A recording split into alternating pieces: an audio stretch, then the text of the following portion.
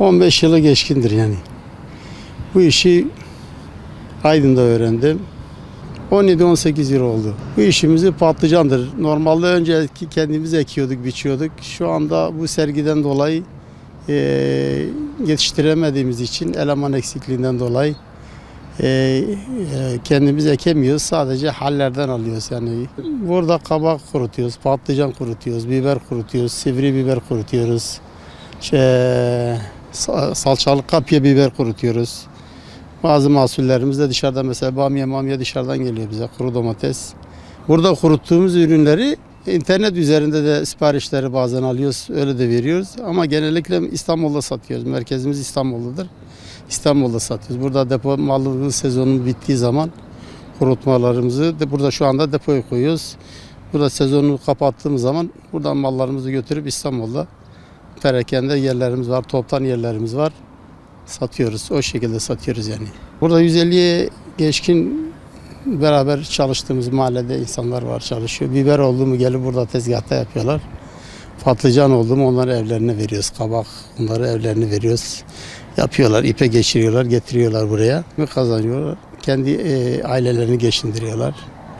Bu Batman için de bir katkı diye düşünüyorum. Bu yıl, geçen yıla nazaran alım gücü bence daha azaldı. Çünkü geçen sene 20 liraya sattığımız mal şu anda 50 liraya sattığımız. Geçen sene 2 lira, 3 liraya aldığımız biberi şu anda 8 lira, 10 lira arası alıp kurutuyoruz yani.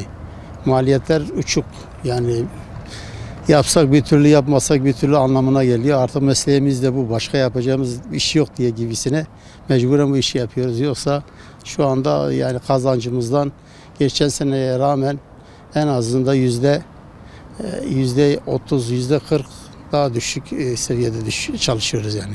Geçen sene mesela diyelim ki bu zamana kadar 50.000 TL'lik bir mal satmışsam bu sene 20.000'de satmamışım yani. Ya mesela diyelim ki bir müşteri 10 tane alıyorsa şu anda 3 tane alıyor, 5 tane alıyor. Yani eskisi gibi bol almıyor yani. Alamıyor. Alım gücü yani her insanda değil de yani çoğu insanda da düştü yani. Devletten destek bekledik. Devlette herhangi bir destek o da bize çıkmadı. Fayda görmedik. Yani herhangi bir yer olsun. Devletten mesela bize ne bileyim yer verseydi yurt dışına da belki açma şeyimiz vardı yani niyetimiz vardı. Gücümüz de yetmiyor. Yani geçen sene 1 milyona yaptığın malzemeyi şu anda 3 milyona yapamıyorsun. TL bazında yani.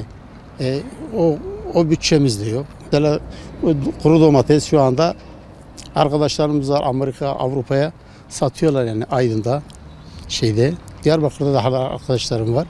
Yani biz de yapacaktık ama işte o uygun bütçemiz de yok, de yok yani ne bileyim yani destek olmayınca imkanlar biraz kısıtlı yani.